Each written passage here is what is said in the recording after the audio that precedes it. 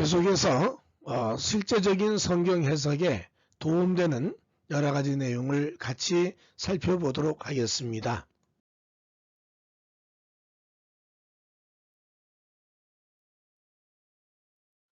다음으로는 상징입니다. 심볼, 사인. 성경은 이 상징이 너무 많아가지고 오해를 하거나 잘못된 가르침을 전할 때도 많이 있지요.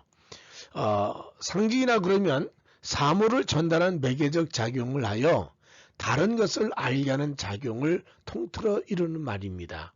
그러니까 분명한 것은 이것은 하나의 비유와 다르게 삶의 아주 중요한 요소를 전혀 예측하지 못한 것 같은데도 이해할 수 있는 그런 것들로 사용하는 것이 상징 아닙니까?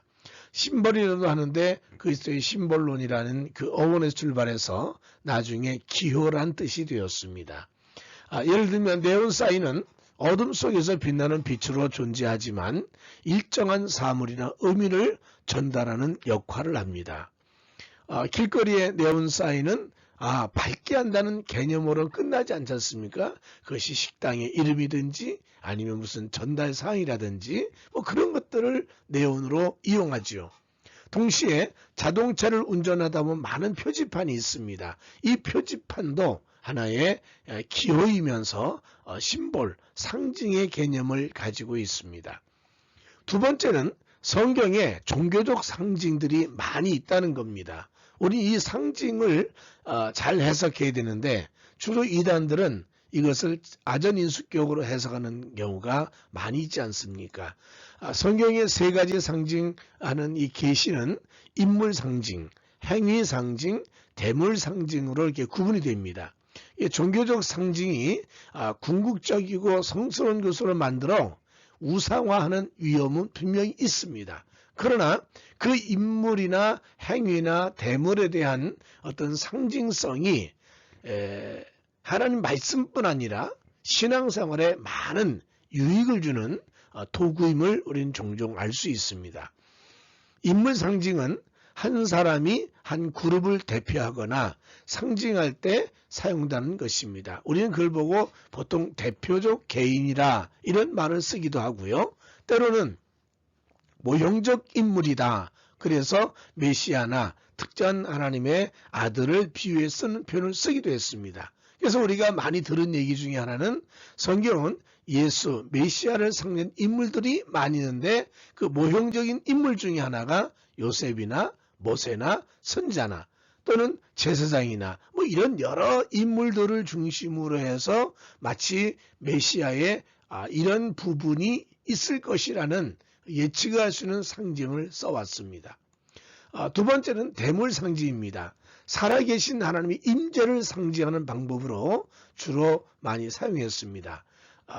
하나님이 지금 우리와 함께 계심을 느끼게 하는 그런 상징들이겠죠. 아마 대표적인 것은 십자가 아닙니까? 예수의 죽은 십자가는 하나님이 함께 하심에 대한 표시였었습니다. 또 광야에서 놋뱀이라든지 그것도 하나님 역사하시는 임재로 인하여 병이 낫는다는 확신을 갖게 되지 않았습니까? 또 노아 시대에 하나님 무지개를 주심으로 다시금 홍수가 일어나지 않는다는 하나님의 상징적인 임재 표시였습니다. 또 우리가 제사 드릴 때 제단, 성전의 제단은 하나님의 임재를 의미하는 상징물 아닙니까? 또 성찬할 때 떡과 포도주, 이것도 역시 하나님의 임재를 의미하는 상징 중의 하나입니다. 그래서 이런 것들로 인해 가지고 하나님을 만나고 임재를 느끼는데 항상 이런 것들은 좀 전에 말씀한 것처럼 우상시 될 수가 있다는 겁니다.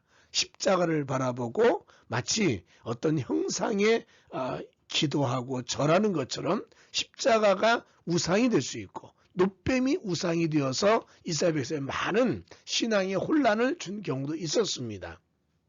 오늘날에도 이런 십자가라든지 이것이 상징, 심볼이 신앙에 방해가 된다고 하여서 어떤 교단은 제단에 맨 앞에 거는 십자가를 못 달게 하는 그런 교단도 있습니다. 어쨌든 간에 이 대물 상징은 우리에게 시각적으로 굉장히 큰 영향을 주는 것이지만 이것이 우상화될 수는 없다는 것을 전제해야 됩니다. 그 다음에 세 번째는 행위의 상징입니다. 어떤 상황의 변화를 증명하거나 소개할 때 쓰이는 방법이 바로 행위였는데 우리가 아는 것처럼 귀를 뚫는다. 이것은 이젠 영원히 당신의 종입니다라는 의미를 가지고 노예들에게 귀를 뚫었던 일이 있었습니다. 그래서 요즘에도 웃으면서 여자들이 귀를 뚫으면 남자의 종이 영원히 된다는 표시다. 뭐 그런 우스운 얘기도 합니다만은 어쨌간에 귀를 뚫는 행위라든지 또 이스라엘 사람들의 늘 가지고 있는 할례, 하나님이 나와 함께 하신다는 확증으로서의 할례. 그리고 이사야 같은 사람은 3년 반, 3년간의 벗은 몸과 벗은 발로 돌아다녔습니다. 왜? 하나님 이렇게 앞으로 우리에게 심판할 것임을 예포하는 그런 상징성을 가지고 있었다는 거죠. 그래서 이 상징은 어떻게 보면 신앙에 많은 영향도 주고 도전도 주고 변화를 줄 수 있는 요소지만 결코 이것이 우리의 삶의 전부가 되어서는 안 되고 우상화되어서는 안 된다는 겁니다. 그 다음에 네 번째는 여러 가지 상징들이 또 많이 나옵니다. 여자는 교회로 표현됐어요. 그래서 창세기 3장 15절에 보면 여자의 후손, 여자 하면서 하나의 그 관계성을 설명하는 여자지만 이것이 교회나 하나님 백성을 지칭하는 그런 상징으로 쓰여졌습니다.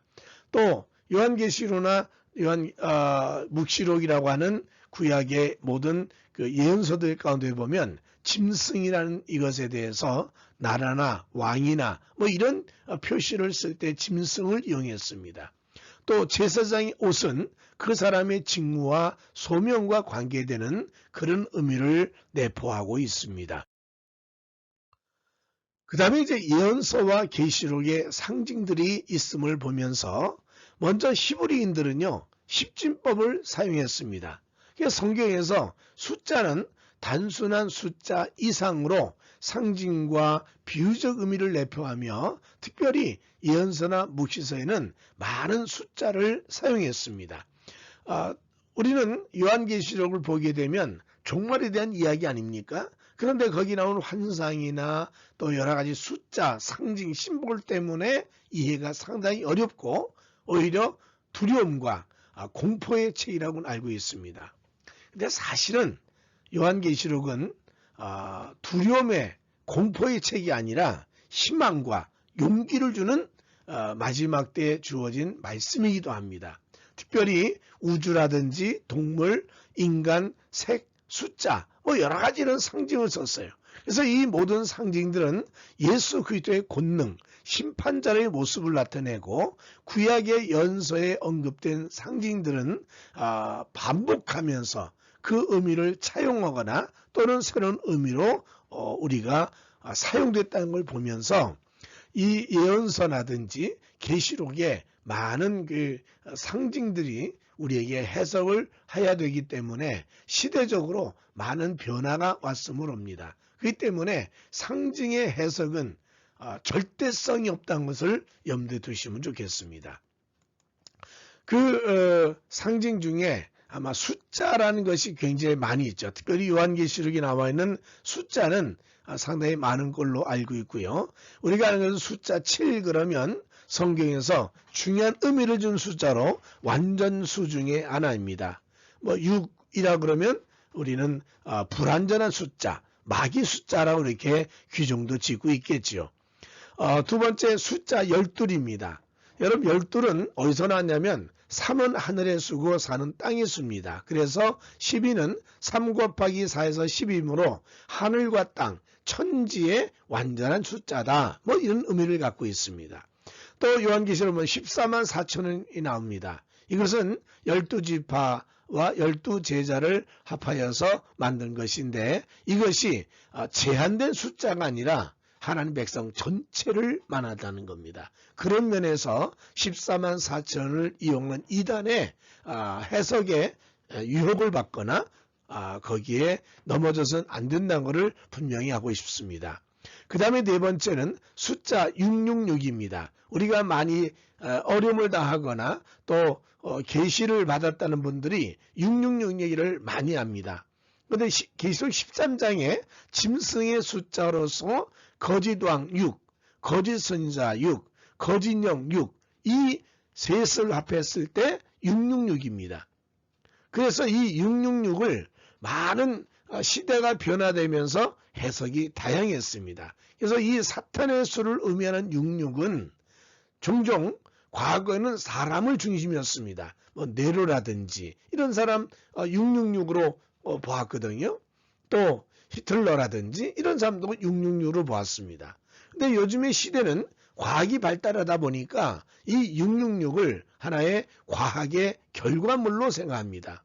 70년대도 컴퓨터라는 이것이 666이라 해서 컴퓨터를 교회 쓰면 안 된다는 얘기도 했었습니다. 또 바코드 이것도 666이라고 해가지고 한참 말이 된 적도 있습니다. 아마 최근에는 물론 10년 넘었습니다마는 베리칩이라고 하는 것이 666의 한 표시다. 그래가지고 칩을 우리 몸에 이게 이식하는 것을 반대하고 또 베리칩 마지막 666의 표다. 뭐 이렇게까지 했습니다. 그런데 중요한 것은요. 666은 7년 대환란이 시작되면서 나오는 모습입니다. 아직 7년 대환란이 안 됐다면 지금 어떤 것도 과학의 결과물이나 무엇도 666이라고 붙일 수가 없는 겁니다. 그 다음에 666을 계속 과학의 결과물로 얘기한다면 앞으로 더 많은 과학의 발전으로 생겨지는 이 모든 그 메모리 칩으로 의해 생기는 여러 가지 것들을 다 기독교인이 거부해야 된다는 거죠. 그래서 이런 것들을 우리가 상징이기 때문에 상징으로 해석을 하고 또 다양한 해석이 있다는 것을 전제하에 절대적인 것이 없음을 꼭 염두에 주시기 바랍니다. 한때는 베리칩이 뭐 절대적인 것처럼 얘기하며 카드를 쓰지 마라, 또 건강칩을 받으면 안 된다, 또 앞으로는 이런 베리칩이 인간을 통제한다. 물론 그럴 수 있겠죠. 그러나 그것은 성경이 말하는 666이라는 존재는 아니라는 것을 우리는 밝혀둘 수밖에 없습니다. 다음으로는 관습과 제도를 우리도 잘 알지 않습니까? 그런 관습과 제도에 대해서도 알아야만 우리가 성경 해석을 잘 할 수 있다고 생각을 합니다. 먼저 구약과 복음서는 왜 족보를 기록했을까?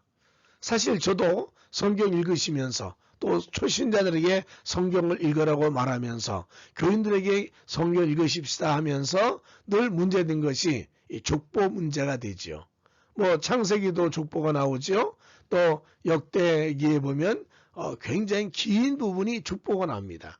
그리고 신약 성경을 읽다 보면 제일 먼저 마태복음에 족보가 나오죠. 또 누가복음에도 족보가 나오죠. 도대체 족보를 왜 썼을까? 이건 요즘 우리에는 전혀 상관이 없는 얘기들, 뭐 이런 것들을 많이 썼는데 그 이유가 뭘까? 그것은 유대인의 관습 때문에 그러는데 우선 약속의 성취로 기록했습니다. 성경에는 하나님께서 창세기에 생육하고 번성하고 땅에 충만하라고 말씀했습니다. 그 하나님께서 생육하고 번성하고 땅에 충만한 이 말씀 자체가 바로 족보를 기록함으로 인하여 성취됐다는 거죠. 아브라함의 후손이 바다에 모래알처럼 번성한다는 응답이요 성취였습니다. 그렇기 때문에 이 족보는요 성경에는 재미없는 내용 중에 하나지만 이스라엘 민족으로서 또 신앙인으로서는 굉장히 중요한 번성과 창대함, 생육함의 응답이요 성취란 걸 볼 수 있습니다. 두 번째는 이스라엘 민족의 순수성, 신앙의 순수성을 지키기 위한 신앙생활 지침의 의도도 있습니다.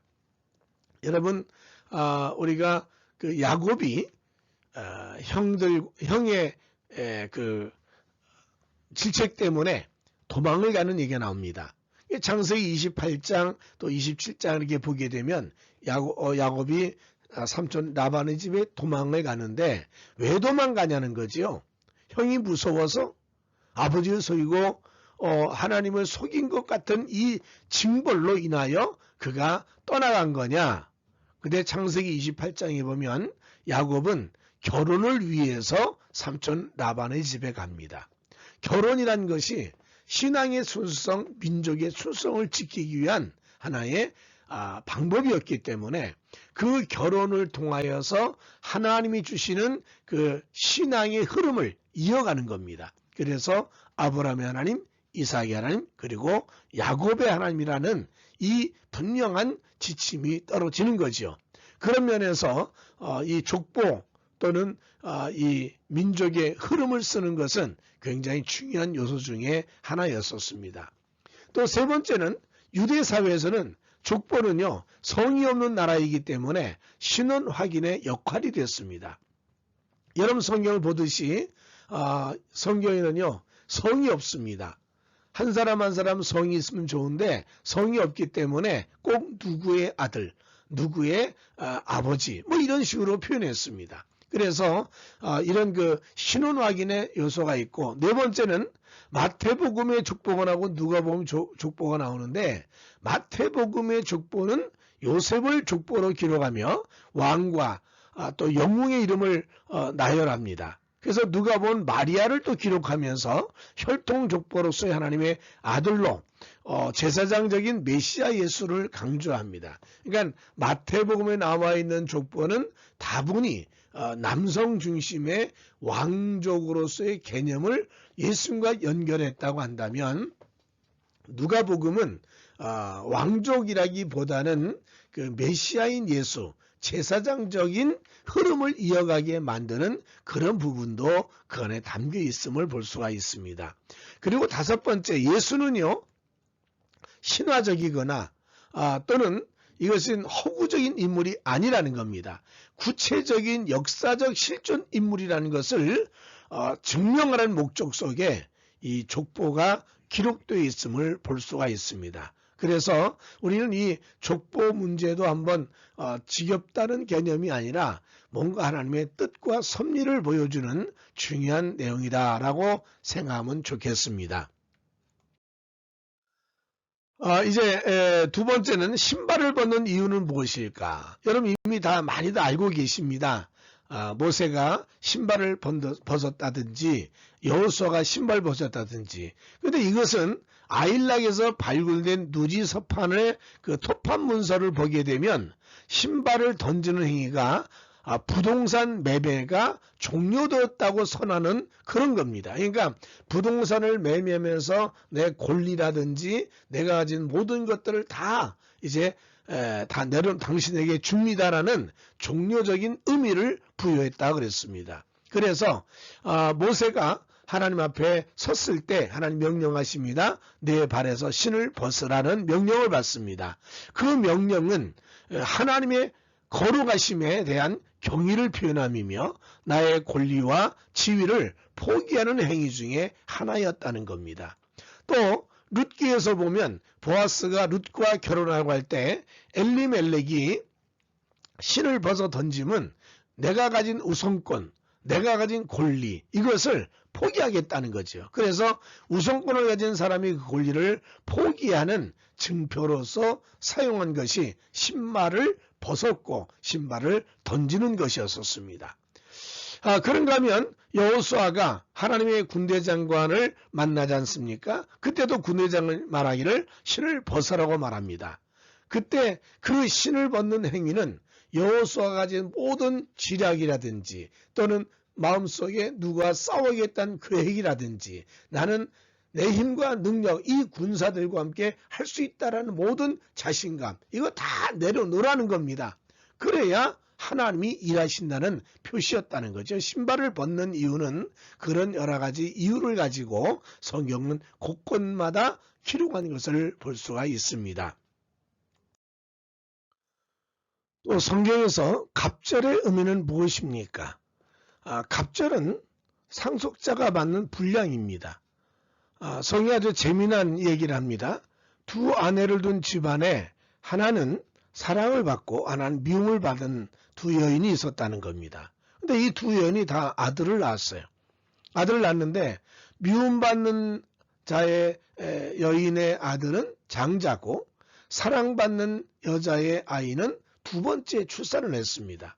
그래서 이 두 여자 사이에 아들을 낳는데 남자는 누구에게 상속을 해줄 것인가? 누가 더 많이 받을 것이냐? 이런 문제가 있겠죠.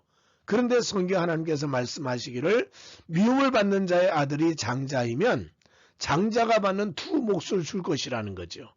예를 들어 재산을 셋으로 나눠 가지고 3분의 2는 장자가 받고 3분의 1은 차자가 받습니다. 그런데 여기 말한 것처럼 미움받는 여자의 아들이라도 장자는 장자라는 겁니다. 이유는 뭐냐면 기력의 시작이요 장자의 권리가 있기 때문이라는 거예요. 그래서 하나님께서는 그 사람이 미움받느냐 못 받느냐를 떠나서 장자가 받을 수 있는 분량은 분명히 갑절로 이렇게 정해져 있다는 거죠. 또 우리가 갑절이란 개념은 장자권을 의미함과 동시에 후계자를 요구하는 겁니다. 엘리사가 엘리야에게 말합니다.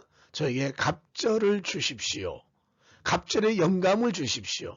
이 갑절이란 개념 자체가 엘리야의 능력보다 2배나 되는 능력을 내가 갖고 싶습니다는 요청이 아니라 나는 장자권을 가지고 싶습니다. 그래서 내가 이제 이 엘리야의 선생의 후계자가 되겠습니다는 요청이었어요. 사실 엘리야는 베델이나 길가냐 여리고나 여러 곳에 그 신학교가 있었습니다. 그 학교에 학생들이 많이 있었거든요. 서로가 다 엘리야의 제자라고 말하니까 이 엘리사 말하기를 나를 부르셨으니까 내가 이제 직접 장자가 되고 후계자가 되옵니다. 이런 뜻입니다. 결국 그 요구대로 엘리사는 엘리야의 그 후계자 표시인 외투를 받았습니다. 여러분 외투는 그게 장자 후계자의 표식이었었습니다. 그걸 받고 엘리야보다 2배의 사역을 하였다고 말합니다. 엘리야가 7가지 기적을 행했다면 엘리사는 14가지 기적을 행했다고 성경은 기록하고 있으니까 갑절의 개념이 장자권의 개념도 있다는 거죠. 그 다음에 세 번째 욥에게 2배의 복을 주셨다는 말이 나옵니다. 갑절의 복을 줬다는 거죠. 아니 고생도 많이 하고 힘들었으니까 복을 많이 주셨다 그러면 되는데 성경은 갑절의 복을 줬다는 표현을 씁니다. 하나님께서는 욥에게 기업을 상속한다는 장자의 의미가 있습니다. 내가 욥을 장자로 삼았다는 거예요. 그래서 장자는요 가정에서의 존경과 특권을 이룬 특별한 자리를 부여할 때 이 갑절의 부유 장자권을 의미하지 않습니까? 그래서 욥기 42장 10절에 보면 욥이 그의 친구들을 위해 기도할 때 여호와께서 욥의 곤경을 돌이키시고 여호와께서 욥에게 이전 모든 소유보다 갑절이나 주셨다. 그 말은 친구들 앞에서나 모든 사람 앞에서 대단한 존경과 특권을 누리는 존재임을 하나님이 확인시켰다는 얘기입니다. 그래서 이 갑절은 하나의 우리의 삶의 장자, 후계자, 상속자 이런 개념이 담겨 있습니다. 우리는 하나님의 상속자로서 축복을 2배나 받게 될 줄로 압니다. 왜 성경에는 기름을 부었을까? 사실 기름 부음에 대한 얘기가 많이 나오거든요. 보통 올리브 기름을 사용했고요. 거룩과 성별의 의미로 사용했습니다. 신약에서는 하나님의 영을 상징하기도 하여서 여러분 기름 부음을 받는다 그러면 성령의 충만을 의미하기도 했습니다. 보통 왕의 즉위식 할 때 꼭 기름을 부었습니다. 왕의 기름을 부었는다는 것은 공식적으로 하나님의 인정을 받아 직책과 직무를 수행할 수 있다는 것을 의미합니다. 또 직책에 필요한 능력과 힘을 하나님에게 받았다는 의미입니다. 제사장이나 선지자가 하나님을 대신하여 선택받은 사람을 안수하고 기름을 부었습니다. 또 주인이나 손님에게 기름을 붓는 얘기도 나오지요. 여러분 마리아가 예수님에게 옥합을 깨뜨려서 머리털로 기름을 붓고 머리털로 닦았다는 얘기가 나옵니다.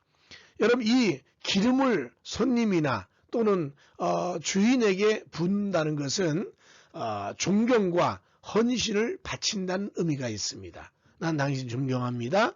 내 삶을 헌신하겠습니다는 그런 의미로 이 기름을 많이 부었습니다. 우리 야고보서를 보게 되면 5장 14절에 야고보는 환자에게 기름을 바르라고 말을 합니다. 근데 이 환자에게 기름을 바르는 얘기를 우리가 정확히 두 가지로 봐야 됩니다.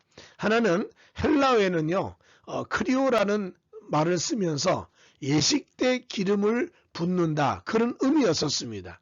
그런데 야고보는 그런 의식 때 쓰는 기름을 붓는 의미가 아니라는 거지요.